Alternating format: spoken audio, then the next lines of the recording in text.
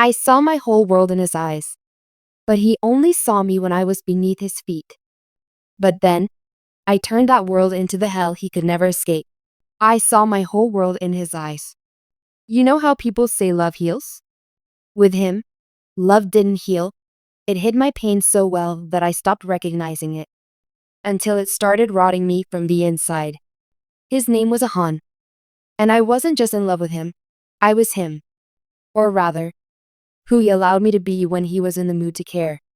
The first time I met him, I was 19 and stupid enough to believe that intensity meant loyalty.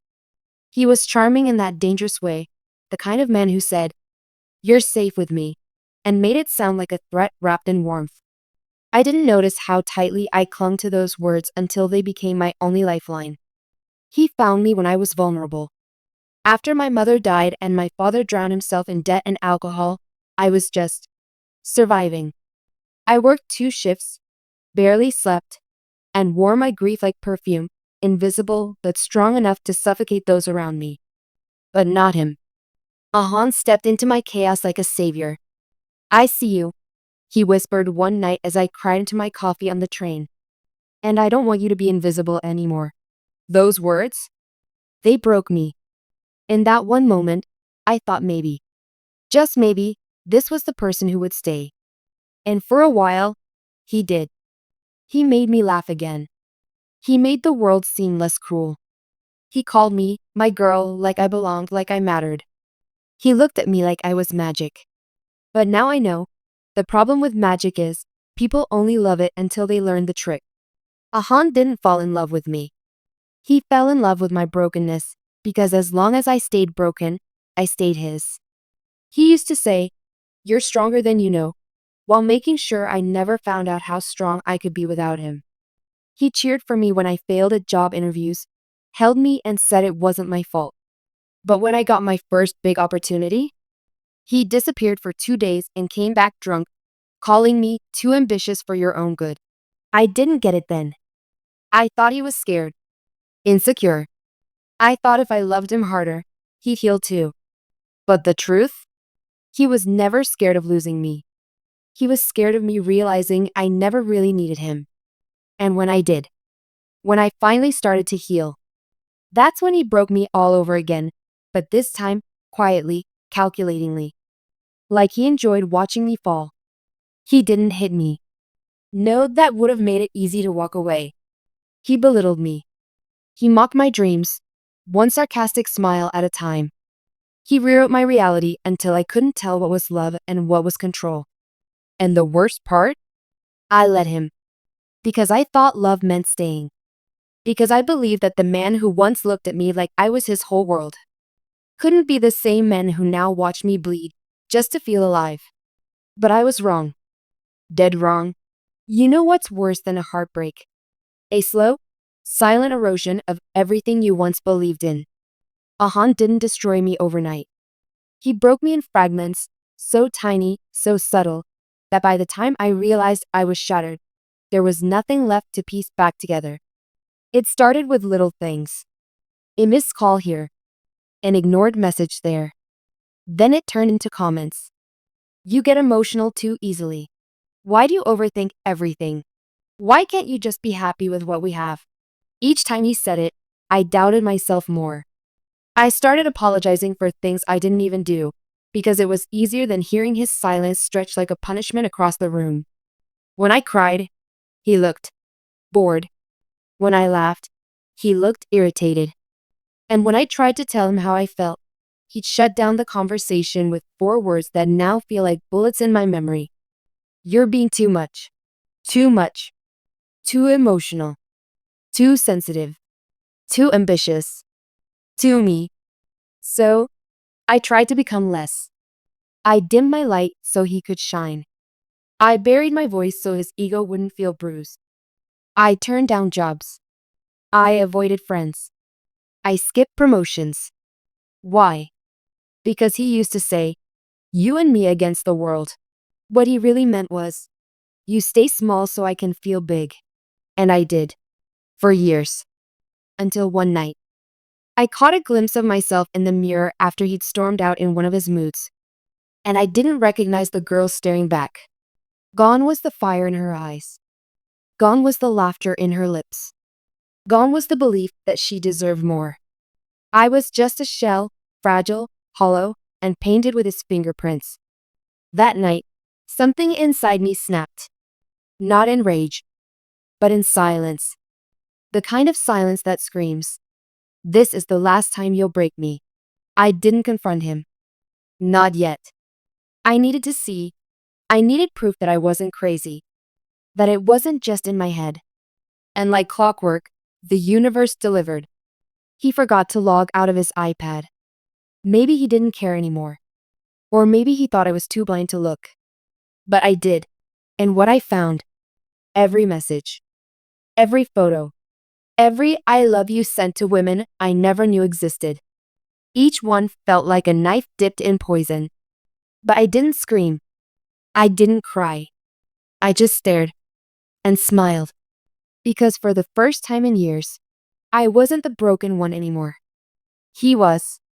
And now, I had everything I needed to build my revenge. Not the loud, dramatic kind. Not a slap or a scream. No. The kind of revenge that whispers, "You taught me pain. Now, let me show you what it feels like when pain loves you back." I didn't scream. I didn't throw things. I didn't even ask him why.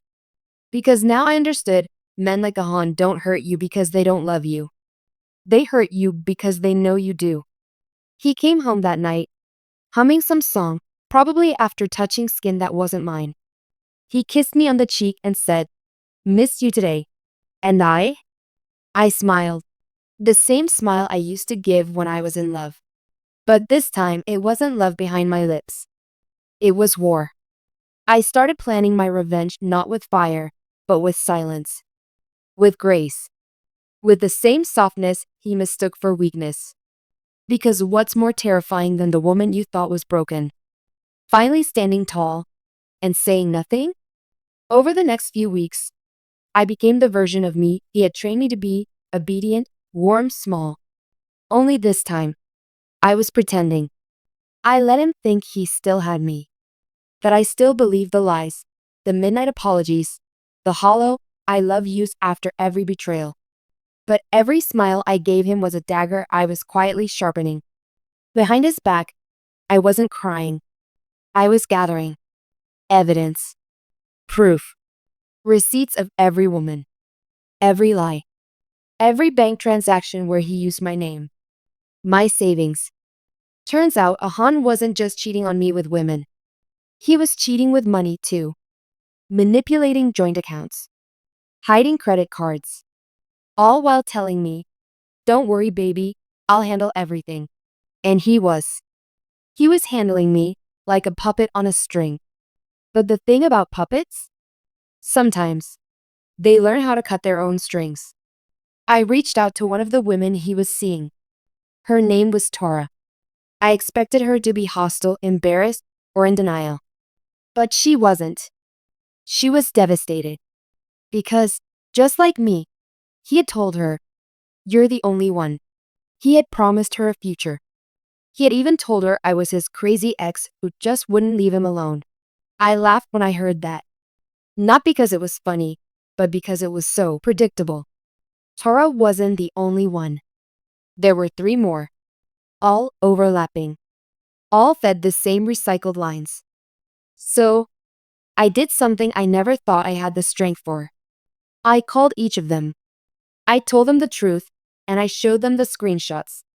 And together, we built a web of facts, of timelines, of evidence.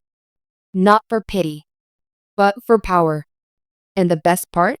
He had no idea. Every morning, he kissed my forehead while I quietly calculated how many steps were left until his downfall.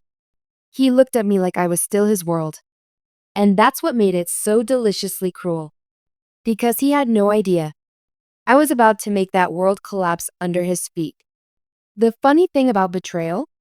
It doesn't just hurt, it teaches. And I learned one thing real quick. Monsters don't fear your tears. They fear your silence. So I stayed quiet. smiling, loving, serving, all while placing the final chess pieces on the board he thought he owned. He still called me his queen, but this time, I was finally playing like one. I started with his business. See, Ahan prided himself on being a self-made man, but most of his success came from cutting corners and using my name as a financial buffer when things got tight. Loans, accounts, credit cards, all connected to me, all traceable. So I pulled copies, filed complaints, quietly met with a lawyer, one who specialized in fraudulent business partnerships and financial abuse. And then, I turned to the women. Each of us had our own scars. But now, we had something stronger. Proof. Together, we created a timeline of his lies. We documented every overlap, every screenshot, every payment he took from one to gift another. It was a mosaic of manipulation. And when it was finally complete, it was beautiful. Ugly, but beautiful, because it showed the truth. Then came the day I made my first move. I invited him to dinner, cooked his favorite meal, wore his favorite dress, even played the song we first danced to. He walked in, smiling, oblivious. He kissed me and said, "You're glowing tonight." And I said, "I know." We laughed, ate, toasted to us. And then, I handed him a gift-wrapped box. Inside, a printed folder. He looked confused. He opened it. And the moment his eyes met the documents, bank statements, affair timelines, legal notices, his smile cracked. He looked up at me, still trying to fake control. "What is this?" I leaned forward and whispered, "It's your world." Breaking. He stood up, voice rising. "Is this a joke? You went through my stuff? You think this'll scare me?" But I didn't flinch. I just smiled and said, "You should be scared. Because this time, I'm not leaving quietly."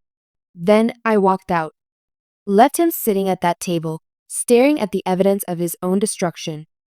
Over the next few days, the dominoes began to fall. His clients started pulling out. One of the girls leaked screenshots to a business forum. His office was hit with a legal notice. My lawyer made sure of that. His bank froze his accounts because I revoked my name from every document he forged. And Tara? She filed harassment charges. Because unlike me, she had nothing left to lose. He tried to reach out. Dozens of messages. Voice notes filled with fake apologies. But this time, I didn't respond. Because I had finally learned. You don't argue with a snake. You burn the whole jungle it slithered through. Ahan was spiraling, and it was a beautiful sight. The man who once walked like the world owed him devotion now flinched every time his phone buzzed. Now paced the house like a ghost trapped inside the ruin he created. His calls turned from sweet to desperate. From "please, we can fix this," to "you'll regret this." You need me. But I didn't need him. Not anymore. I had finally found something more powerful than love. Self-respect sharpened by betrayal. I remember the day he came to my apartment. Yes, my apartment. I had moved out weeks before. Quietly. Without telling a soul. Because I wasn't running anymore. I was relocating my war room. He stood at my door, disheveled, hollow-eyed, and begging. "I made mistakes. But I love you. You know I do." I looked at him, really looked at him. And for the first time in years, I felt nothing. No ache. No hope. No pain. Just the calm silence of someone who had already buried the man standing in front of her. So I said, "Love? You don't love anything. You just collect hearts until they forget how to beat for themselves." He swallowed hard. "I can change." I stepped closer, my voice like ice slicing through the summer heat. "No, Ahan. You can't change. But your life? That's already changing, and I'm the one rewriting the script." And I meant it. Because while he was busy begging for mercy, I was busy pulling the last thread from the only thing he valued more than control, his reputation. Remember those women? The ones he lied to, used, abandoned? We didn't just expose him privately. We created an anonymous blog. One post, then another, then 10, each detailing a different side of Ahan.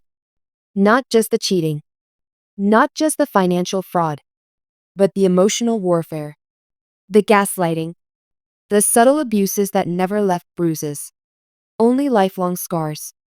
The blog went viral, shared by women who saw themselves in our words, commented on by others who knew someone like him.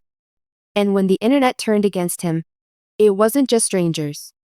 It was his future clients, his family, his mentors. The final blow? Ahan's father, the man he worshipped, the one whose approval he chased like a starving dog, called him a disgrace in front of the entire family. "You were raised better," he said. No, I thought. He wasn't. He just got better at hiding what he really was. That night, Ahan texted me one last time. "You've ruined me." I didn't reply, because I wanted him to sit in that silence. The same silence I used to cry in when he left me alone at night.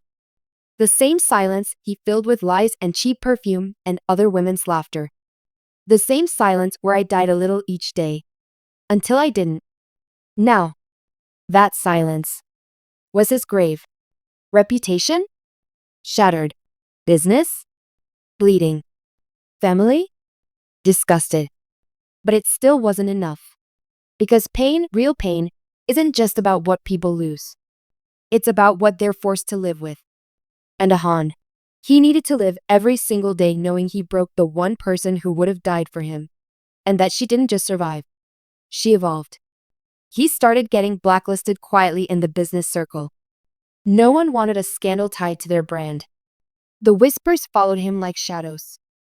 He cheated on multiple women. He used her money. He's toxic.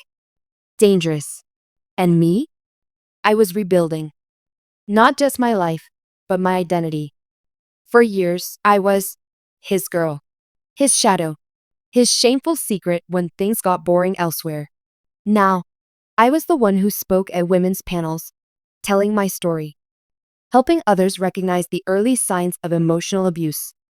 And every time I said the words, "You are not crazy, you are being conditioned to break," a woman cried. A woman healed. Ahan's name never needed to be mentioned. But his face burned every time he saw another post that felt a little too familiar. And then came the moment I knew I had won. It was at a corporate gala. I was invited as a guest speaker. He wasn't invited at all. But he showed up, unannounced, drunk, bitter, unraveling. The host asked him to leave. But before he could, he saw me. On stage. In power. In grace. Dressed like a storm. Our eyes met. And in that 1 second, I saw the man who once held my heart in his hands, now clutching the broken pieces of his own. He mouthed, "Why?" And I simply smiled and whispered, "Because you taught me how to destroy. And now I'm just better at it than you." He stumbled out of the room, rejected by a world that once praised him. And I walked off that stage, not as someone who got revenge, but as someone who reclaimed her name, her voice, her fire. People say time heals everything. But that's a lie. Time only heals those who deserve peace. And Ahan? He didn't deserve healing. He deserved echoes. Echoes of everything he did to me. Echoes of the nights I stayed up waiting. Of the screams I swallowed. Of the girl I used to be. The one he slowly erased. So I made sure he never forgot. You see, revenge isn't always loud. Sometimes it's a slow drip of reminders. Like the job offers he no longer receives. The event invites that never come. The people who once praised him, now crossing the street to avoid his name. And the worst? Watching me rise. Because every success I achieved after him, every award, every feature, every applause, it whispered something into his ears louder than any scream ever could. "She didn't just survive without you. She became everything you never had the courage to be.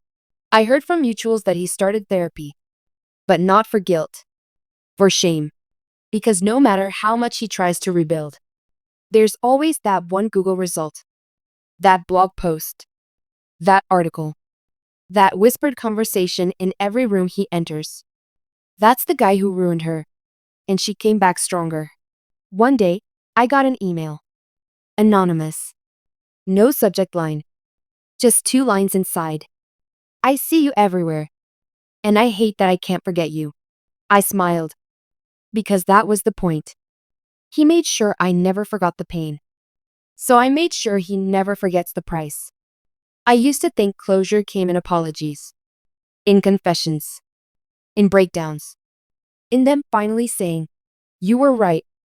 I was wrong. But I was wrong." Closure isn't something you wait for, it's something you become. And I became mine. The girl who once begged him to love her right now doesn't even flinch when his name is mentioned. The girl who used to cry herself to sleep now sleeps peacefully, not because it didn't hurt, but because he no longer has the power to hurt her. He watches my life from the outside now, and I let him. Because the most powerful revenge isn't destruction. It's denial. Denying him the access. Denying him the reaction. Denying him the privilege of still mattering. He tried to burn me to ash. But all he did was light the match that forged me into fire. They say monsters fear mirrors. And now, every time he looks in one, he doesn't see the charming, perfect man he used to pretend to be. He sees me. In every success he'll never reach. In every love he'll never feel. In every version of himself that he'll never be again. Because I was his chance at something real, and he used it like a toy. But I used that pain as fuel. And I became something untouchable. So when people ask what happened to the man who broke me, I just smile and say, he's alive. But only in the prison of the past he built for himself. While I walk freely, with my scars turned into stories, and my silence turned into strength. Because in the end, he thought breaking me would end me. But it only ended the version of me that needed him. And that was the sweetest revenge of all.